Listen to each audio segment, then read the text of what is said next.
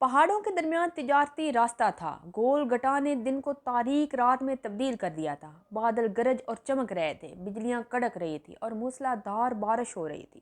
اس دوران 3 خوفزدہ افراد اس وادی سے گزر رہے تھے۔ وہ کبھی آسمان کی جانب دیکھتے اور کبھی سیلابی ریلے کی جانب، جو ان کی طرف بڑی تیزی سے بڑھ رہا تھا، جو پہاڑوں سے بہہ کر ان کی طرف آ رہا تھا۔ ان میں سے ایک دوست نے مشورہ دیا کہ میرا خیال ہے کچھ دیر یہاں رک جاتے ہیں اور قریب ایک پہاڑ ہے، اس کے اندر پناہ لے لیتے ہیں۔ لہذا وہ تینوں شخص بڑی تیزی سے اس پہاڑ کی جانب بڑھے اور ایک غار میں داخل ہو گئے۔ غار کے منہ کی طرف سے تھوڑی بہت روشنی آ رہی تھی اور سیلاب کی گڑگڑاہٹ بڑھ رہی تھی۔ اب انہوں نے سکون کی سانس لی کہ کم از کم انہیں سیلاب اور تیز گرجتی چمکتی بجلی سے پناہ مل گئی ہے۔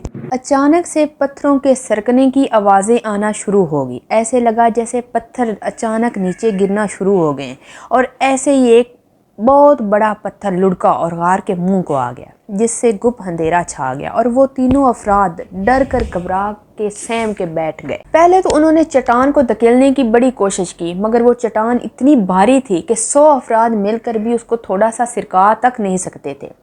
تینوں کہنے لگے کہ اب تو انہیں صرف اللہ ہی بچا سکتا ہے اور تو کوئی آسرا نہیں، اور ایک دوسرے سے کہنے لگے کہ اللہ کی قسم اب سب کوئی اپنی ایسی بات یاد کریں جو انہوں نے صرف نیک کام اللہ کی رضا کو راضی کرنے کے لیے کیا۔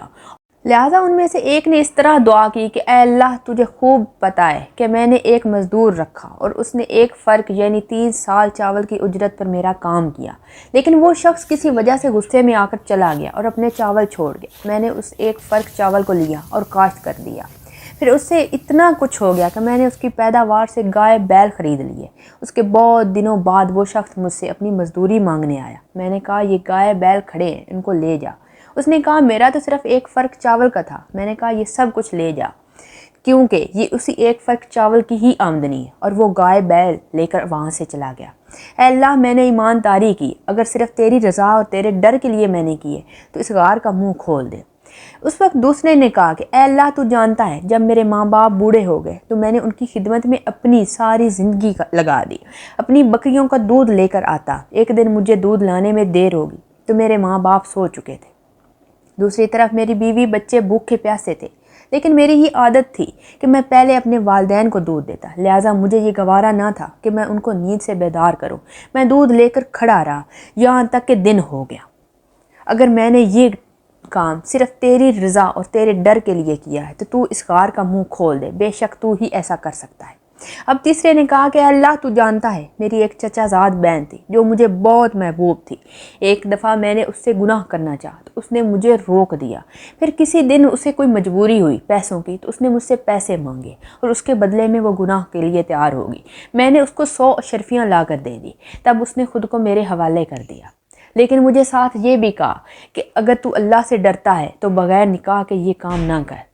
میں فوراً پیچھے ہٹ گیا اور میں نے تجھ سے توبہ کی اور اس سے اشرفیاں بھی واپس نہ لیں۔ اگر تجھے میرا یہ کام پسند ہے تو غار کا منہ کھول دے۔ اب تینوں افراد نے مل کر ہاتھ اٹھائے اور کہا کہ اے اللہ، ان نیک اعمال کی بدولت ہمیں مصیبت سے نجات دے دے۔ انہوں نے روتے ہوئے ہاتھ اٹھائے اور کہا کہ اگر تو جانتا ہے کہ یہ سب کچھ تجھے راضی کرنے کے لیے ہم نے کیا ہے، اس چٹان کو غار کے منہ سے ہٹا دے۔ اچانک اللہ کی قدرت سے وہ چٹان غار کے منہ سے ہٹنے شروع ہو گئی اور کھسکتے کھسکتے اتنا راستہ بن گیا، وہ تینوں افراد بخوبی باہر نکل سکتے تھے۔ انہوں نے اللہ کا شکر ادا کیا اور باہر آ کر دیکھا تو بارش بھی تھم چکی تھی اور سیلاب کا ریلا بھی گزر گیا تھا۔ انہوں نے اللہ کا شکر بجا لاتے ہوئے اپنی اپنی بستیوں کا رخ کیا۔ اس قصے کو ابن عمر نے نبی صلی اللہ علیہ وآلہ وسلم سے روایت کیا ہے اور اس کا ذکر صحیح مسلم اور صحیح بخاری دونوں میں آیا ہے۔ وہ 3 نیک بندے کون تھے، ان کے نام کیا تھے اور یہ واقعہ کس زمانے میں پیش آیا تھا، اس کی وضاحت تو حدیث میں نہیں ملتی، لیکن اس مختصر قصے میں ہمارے لیے بہت سے عبرت اور غور و فکر کے پہلو موجود ہیں، جن میں سب سے بڑا درس یہی ہے کہ صرف سچائی اور نیک اعمال ہی ہماری مصیبتوں اور آزمائشوں سے نجات دلا سکتے ہیں۔ اس لیے ہمیں یہ چھوٹے بڑے اعمال کو صرف اللہ کی رضا اور خوشنودی کے لیے کرنا چاہیے۔